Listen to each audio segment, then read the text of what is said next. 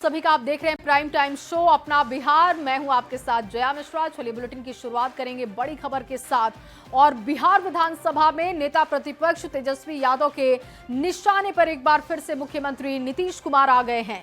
तेजस्वी यादव ने नीतीश कुमार को chief minister की जगह चीट मिनिस्टर कह दिया। इसके बाद राजनीतिक गलियारों में बयानों की तपिश देखी जा रही है। आपको ये पूरी रिपोर्ट दिखाते हैं। तो है नहीं, he is acting not like a chief minister but acting like a cheat minister. Tejashwi Yadav की ओर से लगातार बयानों के जरिए नीतीश कुमार को निशाना बनाया जा रहा है और इसी कड़ी में ये ताजा बयान सामने आया जिसमें तेजस्वी यादव ने सीएम नीतीश कुमार को चीफ मिनिस्टर नहीं बल्कि चीट मिनिस्टर की तरह काम करने का आरोप लगा दिया। तेजस्वी ने दावा किया कि उनकी हर घोषणा की कॉपी की जा रही है। मुख्यमंत्री तो चीटिंग कर ही ना रहे हैं, उनका अपना विजन तो है नहीं। He is acting not like a chief minister but acting like a cheat minister. 10,000 दे रहे हैं। हमको बोले थे ना, तुम्हारे चैनल पे भी बोले थे कि देखना इसका भी कॉपी लोग करेगा। अरे इन लोग के पास अपना विजन नहीं है। अब बिहार की जनता पहचान गई इनके चाल और चरित्र को, अब परिवर्तन लाएगी।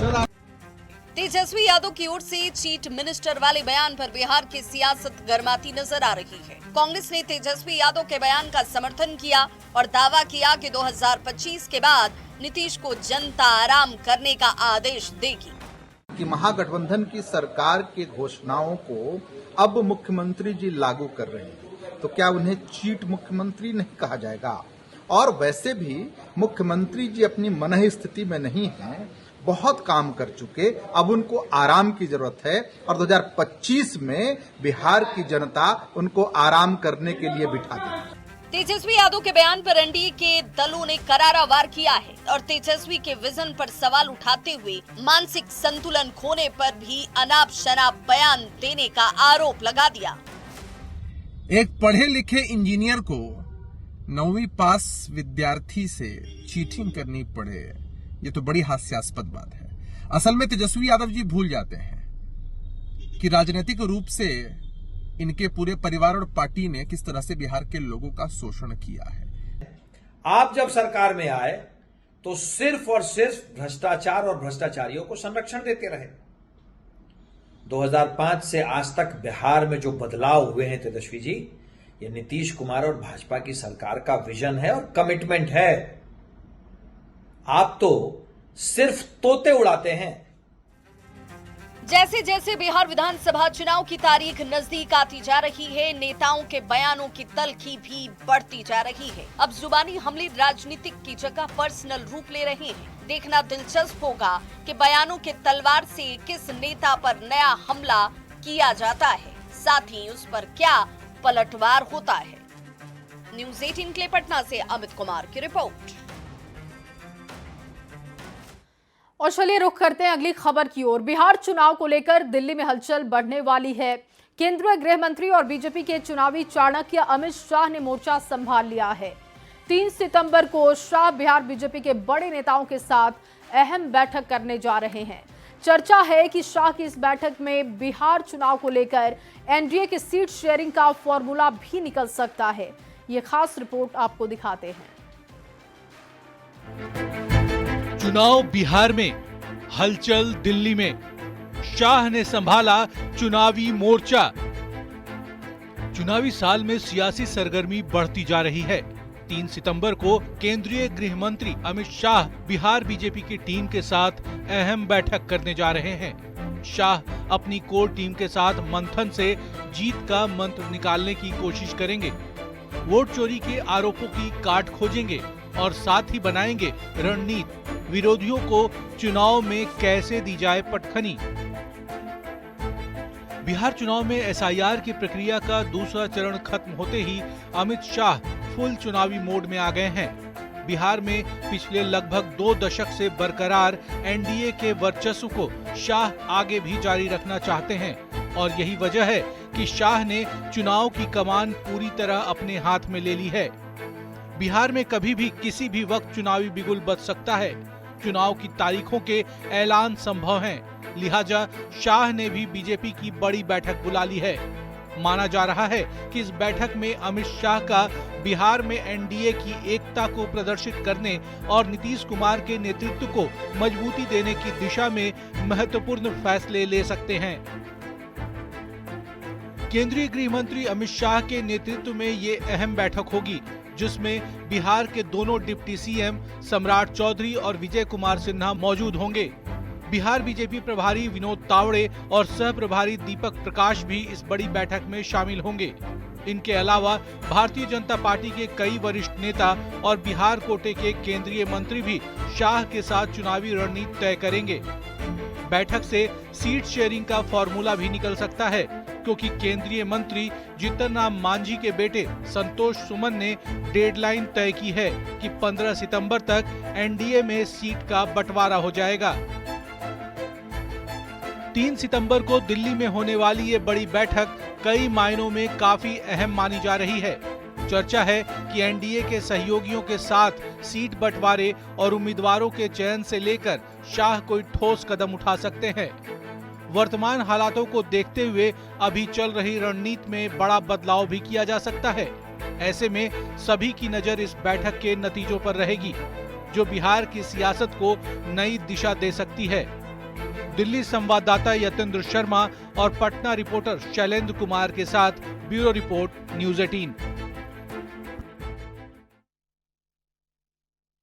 देखिए, दिल्ली में एक बड़ी बैठक होने जा रही है। 3 सितंबर का इसके लिए समय तय किया गया है। माना जा रहा है कि सीट शेयरिंग के फॉर्मूले पर कुछ बात बन सकती है। चुनावी चाणक्य कहे जाते हैं अमित शाह, और जब अमित शाह ये बैठक लेंगे तो जाहिर तौर पर बिहार के लिए बड़ी रणनीति सामने आएगी। सीटों के फॉर्मूले पर बात हो सकती है। लगातार सीटों को लेकर दावे हो रहे हैं, वादे किए जा रहे हैं कि इतनी सीटें जीती जाएंगी, किसके खाते में कितनी सीटें जाएंगी, इसके आकलन भी बहुत देखे जा रहे हैं। लेकिन जब ये एनडीए की बैठक होगी जिसमें अमित शाह चर्चा करेंगे, 1-to-1 बात करेंगे, इसके बाद सब लोग सामूहिक बैठकर जब बात करेंगे तो जाहिर तौर पर माना जा रहा है कि कोई ना कोई बड़ा फैसला हो सकता है बिहार चुनाव के लिहाज से। लेकिन माना जा रहा है कि सीट शेयरिंग को लेकर बहुत बड़ी बात सामने आ सकती है। चलिए आगे बढ़ते हुए आपको अगली बड़ी खबर देते हैं। राहुल गांधी और तेजस्वी यादव की यात्रा में जबरदस्ती बाइक उठा ले जाने का आरोप लगा। दरभंगा के रहने वाले शुभम सौरभ ने यह सनसनीखेज आरोप लगा दिया। आरोप है कि जबरन बाइक लेकर सुरक्षा कर्मी चले गए। पूरी यात्रा की गई, लेकिन बाइक की सवारी की गई, बाइक वापस भी नहीं की गई। बाइक अब कहां गायब है उसको ढूंढने की पूरी कोशिश की जा रही है। शुभम की बाइक की तस्वीर भी सामने आ चुकी है। ये पूरा मामला कितना पेचीदा हो चुका है और अब तक इस पर अपडेट क्या है, इस खास रिपोर्ट में आपको दिखाते हैं।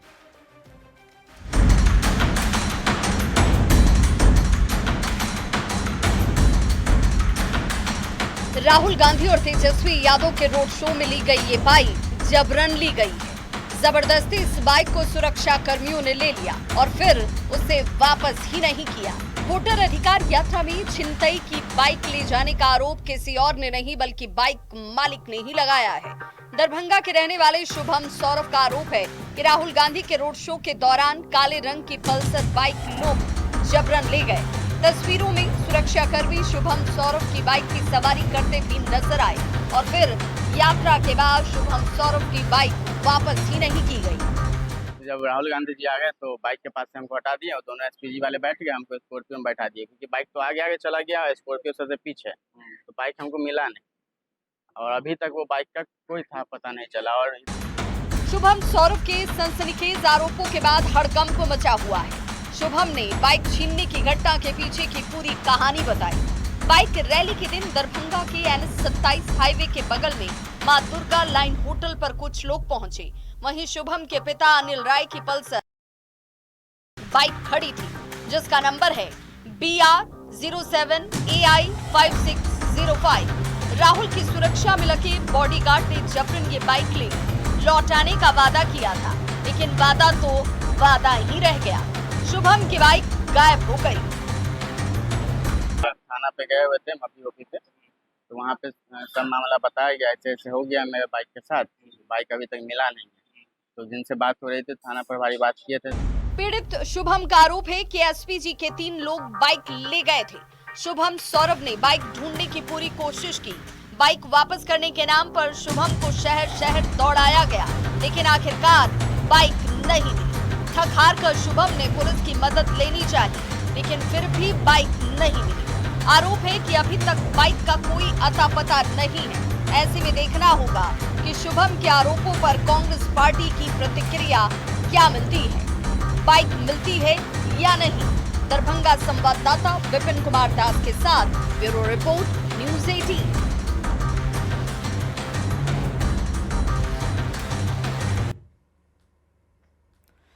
और वहीं वोटर अधिकार यात्रा का कल सोमवार को पटना के गांधी मैदान में समापन होने जा रहा है। इस दौरान बिहार की सियासत गर्माती हुई दिख रही है, जमकर जुबानी तीर भी चल रही है। यात्रा के दौरान दिए गए बयानों को लेकर एनडीए नेता हमलावर दिख रहे हैं, आपको दिखाते हैं।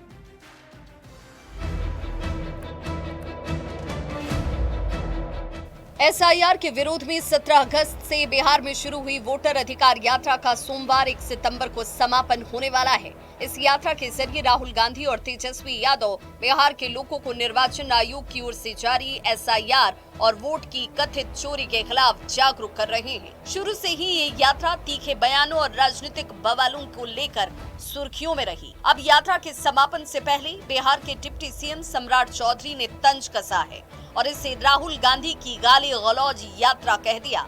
बिहार आकर माहौल खराब करने का आरोप लगाते हुए राजतंत्र वालों की सोच पर भी सवाल उठाए हैं। ने बिहार में आकर माहौल जरूर खराब किया।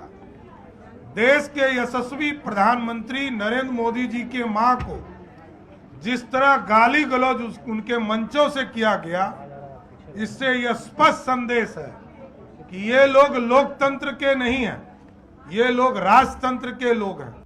वोटर अधिकार यात्रा में शामिल अखिलेश यादव ने तेजस्वी यादव के मुख्यमंत्री बनने की बात कही थी। इस पर आरएलएम के राष्ट्रीय अध्यक्ष उपेंद्र कुशवाहा ने तंज कसा। कोशिश इनकी थी बिहार की जनता को गुमराह करके राजनीतिक लाभ लेने की, लेकिन कहीं से बिहार की जनता गुमराह होने वाली नहीं है। इस कोशिश में लोग सफल नहीं हुए, इसलिए कि जिस विषय को ये मुद्दा बनाना चाहते थे वो मुद्दा जनता की नजर में है ही नहीं।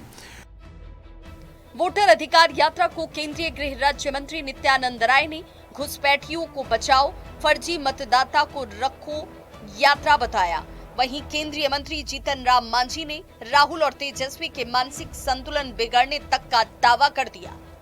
गाली गलौज, बिहारियों को अपमान करने का, घुसपैठियों को संरक्षण देने का रहा, इसलिए इस यात्रा को बिहारी ने बिल्कुल स्वीकार नहीं किया है।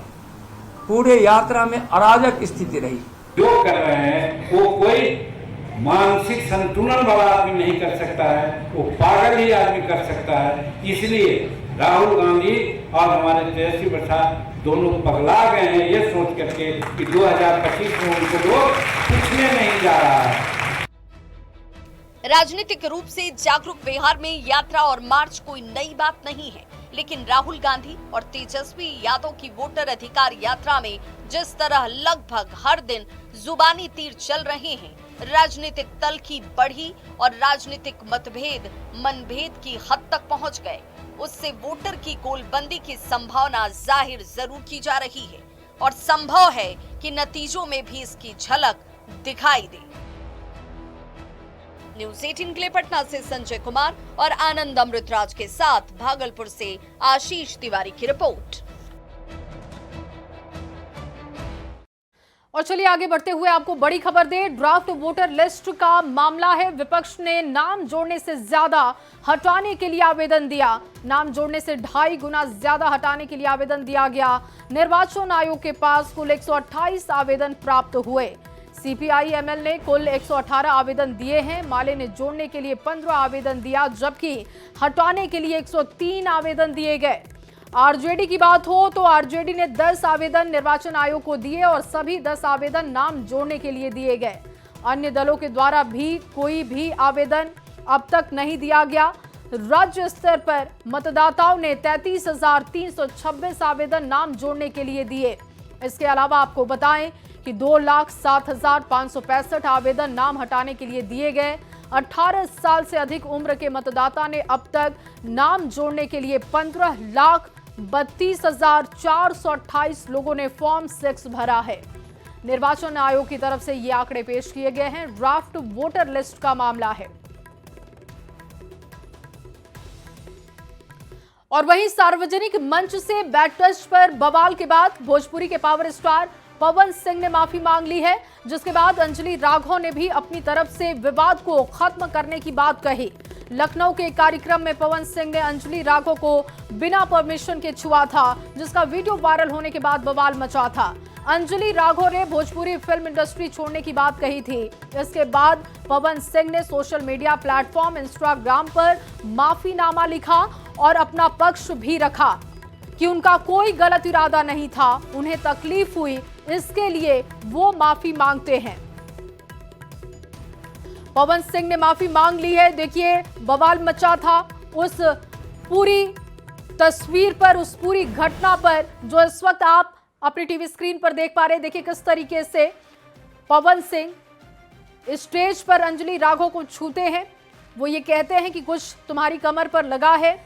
अंजलि उन्हें इग्नोर करती हैं, लेकिन ये जो वीडियो है काफी वायरल हुआ था, काफी इसकी निंदा की गई, जिसके बाद अंजलि राघव ने भी इस पूरे घटनाक्रम का जिक्र करते हुए कहा था कि वो इग्नोर करने की कोशिश कर रही थी, क्योंकि पब्लिक में इस तरीके से अगर कुछ होता है तो उसको इग्नोर करना ही जरूरी उस वक्त उन्हें लगा था।